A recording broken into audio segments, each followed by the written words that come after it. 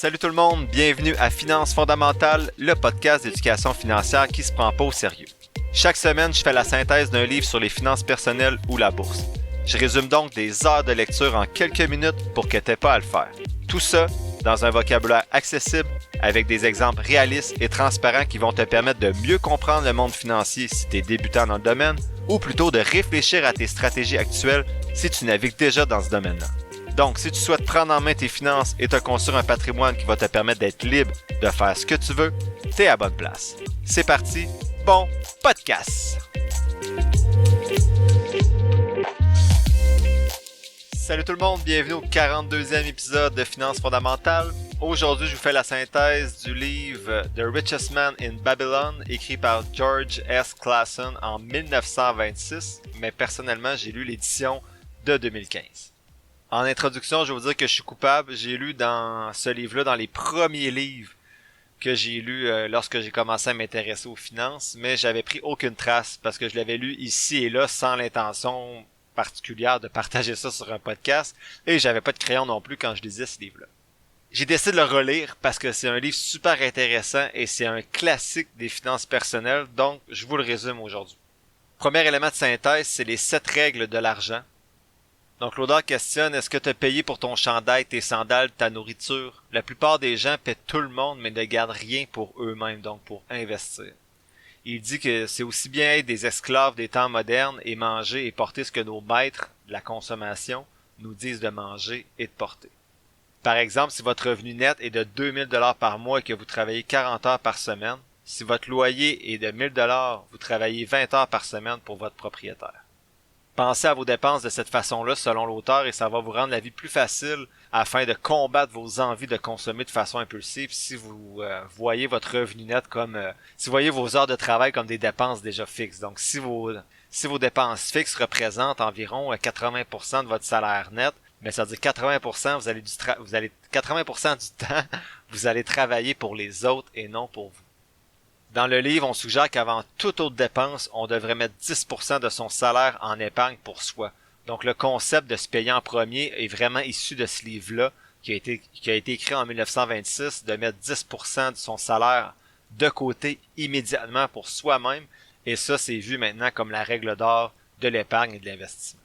Ça revient à des éléments qui ont été discutés avant, assez souvent, mais je rappelle que 10%, de mon point de vue, c'est le minimum, là.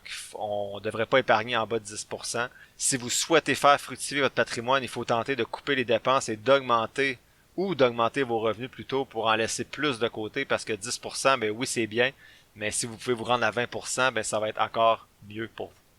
L'auteur ajoute que c'est important aussi de développer votre valeur, donc ça fait un petit lien avec l'épisode 4 que je vous ai résumé, le deuxième livre de Pierre-Yves McSween, pour assurer que vous puissiez avoir un revenu constant et intéressant. Comme ça, votre 10% premièrement va être plus gros. Le 10% que vous allez mettre, ça va représenter un plus gros montant. Et ça va être plus facile d'aller plus haut que 10% parce que vos dépenses de base vont être plus faciles à assumer avec un plus petit pourcentage de votre revenu net. Je termine ce premier point-là, bien sûr, avec le nom de l'élément de synthèse qui s'appelait les 7 règles de l'argent. Donc, je vous présente les 7 règles de l'argent selon l'auteur. La règle numéro 1, c'est épargner de l'argent. 2, dépensez pas plus que vous gagnez. 3. Investissez intelligemment. 4. Évitez tous les investissements qui semblent trop beaux pour être vrais. 5. Achetez votre propre maison. 6. Protégez-vous avec des assurances-vie. 7. Développez votre littératie financière, mais également vos connaissances générales. Pour l'auteur, les lois sur l'argent sont comme les lois sur la gravité, elles ne changent pas.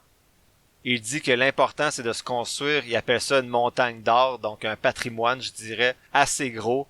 Et rendu là, vous allez pouvoir profiter d'autant de banquiers qui dit que vous voulez sans vous inquiéter. Donc, vous allez pouvoir dépenser votre argent quand vous allez l'avoir. Donc, ça veut dire dans les temps modernes de pas se gâter sur le crédit, de se gâter lorsqu'on a l'argent disponible et qu'on a déjà mis 10% de côté minimum.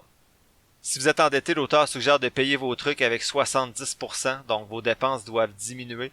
Vous devez garder 20% de votre revenu net pour rembourser vos dettes et 10% en épargne. Donc, même si vous êtes endetté, l'auteur suggère toujours de garder 10% d'épargne. Je nuancerai un petit peu de mon côté. Si vous avez des dettes à 20%, peut-être que l'instant d'un moment, je transférais le 10% d'épargne dans le 20% des dettes pour le monter à 30%, mais assurez-vous de rembourser vos dettes et d'avoir un plan pour le faire. L'auteur dit de garder ensuite ce plan-là, puis que le 20% de dette pourrait devenir un 30% d'épargne de plus. C'est surprenant, il dit comment les changements d'habitude peuvent permettre d'accumuler de l'argent rapidement et de rembourser ses dettes. Deuxième élément de synthèse, c'est est-ce qu'agir, c'est être chanceux? L'auteur dit que la plupart des gens qui voient des personnes à succès associent souvent ce succès-là à la chance comme une excuse camouflée pour justifier qu'ils sont pas dans la même position que l'autre personne. Donc c'est la génétique, il y a un bon réseau, il est né pour ça, ses parents l'ont aidé. C'est bien sûr le cas pour certaines personnes, mais vraiment pas pour la majorité d'entre elles. Donc je fais un retour sur Les millionnaires ne sont pas ceux que vous croyez à l'épisode 10 et l'épisode il y a quelques semaines de Thomas Stanley de Millionaire Next Door où on voit que les millionnaires sont plus qu'on pense des gens comme nous. Ce qui rassemble la majorité des gens qui ont réussi dans la vie, c'est qu'ils ont agi. Donc je vous renvoie encore une fois aux épisodes 7 et 9 où je parle de l'important d'agir, notamment pour commencer à investir. La plupart des gens vont avoir des opportunités. Ce qui va distinguer les doers des autres, donc des gens qui agissent, c'est qu'ils vont en saisir davantage. Donc on a tous des opportunités, mais l'auteur dit que ceux qui se démarquent, c'est ceux qui vont saisir ces opportunités-là. Ils n'ont pas nécessairement, l'auteur dit, un pourcentage de succès plus élevé, mais ils vont s'élancer plus souvent. Donc exemple, investir en immobilier, si tu as une marge hypothécaire, ben tu peux te lancer, c'est une opportunité.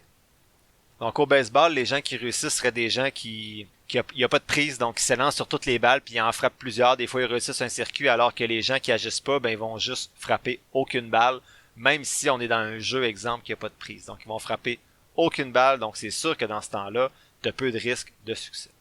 L'auteur dit que les procrastinateurs ont toujours des excuses, donc c'est pas le bon moment, je suis fatigué, quand les enfants vont être grands, je connais pas ça, cette affaire-là. Le doer, lui, a donc plus de chances d'être chanceux à long terme. Si tu t'élances à chaque lancer, tu risques d'être retiré de temps en temps, mais tu as plus de chances de faire un circuit que quelqu'un qui se présente même pas au marbre. Le succès n'égale donc pas juste de la chance, c'est surtout de l'action.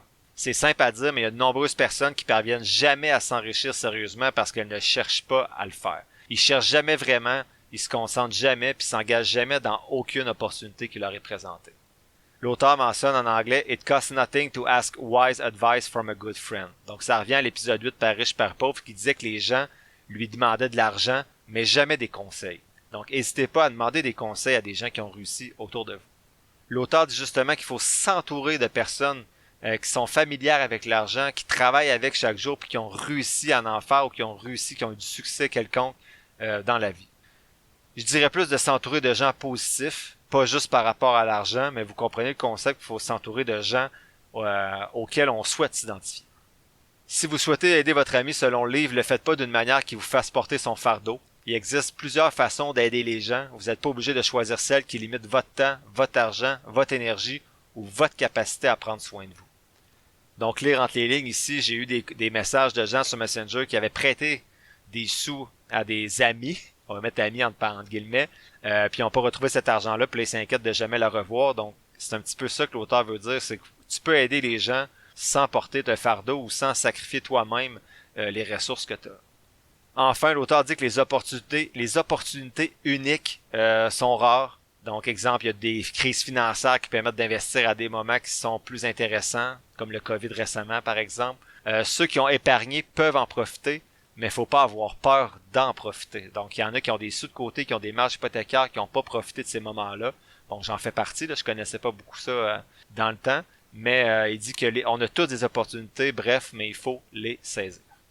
Troisième élément de synthèse, être riche n'a rien à voir avec votre revenu. Dans son livre, il écrit « Un homme demande à un groupe, « Hier, combien d'entre vous aviez une bourse vide? » Ils répondent tous « Oui. » Il répond « Pourtant, certains d'entre vous gagnent plus, d'autres ont de plus grandes familles à nourrir. Donc voici la vérité révélée par cet homme dans le livre.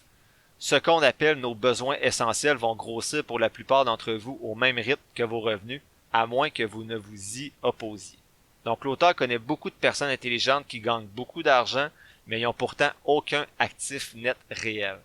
Chaque fois que leur salaire augmente, ils dépensent dans un bateau, une voiture plus récente ou un plus gros logement. L'auteur de l'édition 2015, bien sûr, c'est pas celui de 1926 qui parlait de bateaux et de voitures récentes, il dit que ces gens-là finissent souvent avec plus d'abonnements que d'amis réels et souvent une tonne d'objets qu'ils n'utilisent jamais réellement à cause d'achats compulsifs. Moi, c'est vraiment ce bout-là que j'ai des amis qui gagnent mon salaire depuis qu'ils ont 22 ans, soit 7 ans avant que moi je finisse mes études, et ils ont toujours un actif net inférieur à 5000 $. Et ça, c'est pour ceux qui sont pas dans le négatif. Il s'en va où cet argent-là? Ils n'ont pas plus d'enfants que moi, ils font pas plus de voyages. Où va cet argent quand t'as pas de budget ou tu suis pas tes dépenses? C'est difficile à savoir. Et prudence, je dis pas qu'avoir un actif net en bas de 5000 $ à 35 ans, c'est gênant ou c'est pas correct, mais ça dépend des objectifs que tu vas atteindre plus tard. Si tu écoutes mon podcast, ça veut dire que tu es quand même un peu intéressé aux finances, ou si tu es tombé par hasard, tu as quand même duré 12 minutes à peu près, bravo. Mais si tu as des objectifs de faire grossir ton patrimoine, d'avoir une certaine liberté financière, ben il faut que ton 5000 $ commence à grossir dès maintenant. Pour les achats compulsifs, je regardais un documentaire Netflix il y a plusieurs mois que je vais vous résumer dans des épisodes futurs. Et c'était tellement pas ma réalité que je capotais de voir qu'il y a des gens qui sont accros à Amazon, ça n'a pas de bon sens.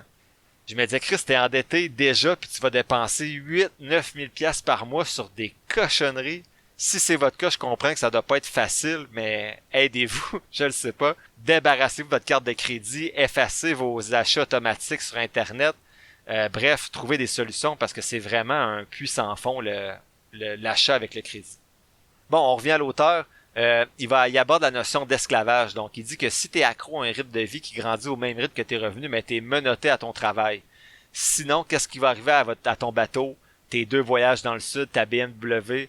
Donc, si ton boss ou ton travail te fait chier, ben tu peux même pas dire fuck off, change de place. Bon, dans un contexte de pénurie de main-d'œuvre, c'est un peu moins vrai. Tu pourrais peut-être changer de place quand même, mais ça sera pas toujours le cas. C'est cyclique, l'économie. En même temps, se créer une liberté, c'est pas juste changer de job. On a vu dans les épisodes précédents que ça peut juste être de travailler 6 mois par année, de voyager 2 mois par année, de travailler 3 jours par semaine. C'est juste de pas être menotté à un travail, même si t'aimes ton travail en ce moment. Au final, l'auteur dit que personne n'échappe à la règle du revenu moins les dépenses égale l'épargne et l'investissement. Donc, que vous soyez un plongeur dans un restaurant, un ingénieur ou Evander Kane, donc un joueur qui est pro de la NHL qui a fait faillite, ben vous échappez pas à la règle qu'il faut que vous dépensiez moins que vous gagnez. 4e point, très court, c'est que la sécurité est importante. Je le mets là même s'il n'y avait pas beaucoup d'éléments qui ressortaient ou qui m'intéressaient personnellement, mais ça fait un petit bout qu'on n'a pas parlé, puis c'est important que vous vous sécurisez par rapport à votre patrimoine, c'est-à-dire d'avoir une assurance vie pour vous, votre conjointe, peut-être vos enfants, assurance invalidité surtout pour protéger votre capacité de générer de l'argent s'il arrive quoi que ce soit à votre santé ou au travail. La sécurité est importante, l'auteur dit également à travers les dividendes. Donc sans le mentionner clairement ou j'ai lu trop rapidement, mais il semble privilégier peut-être des approches où il y a des dividendes dans les FNB ou les actions dans lesquelles vous investissez. Et il dit surtout de ne pas investir dans ce qui est trop beau pour être vrai. Donc l'investissement qui est efficace, c'est un investissement à long terme qui est plate. Donc un FNB passif indiciel par exemple, comme je dis souvent sur le podcast.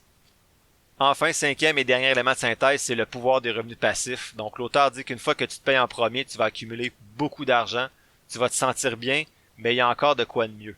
Donc c'est pas juste d'épargner 10% puis de le mettre dans ton compte épargne à intérêt élevé à 0,2% chez Desjardins que tu vas réussir à faire fructifier ton argent. Il n'y a pas de surprise ici pour les réguliers du podcast, mais tu dois faire travailler cet argent pour toi.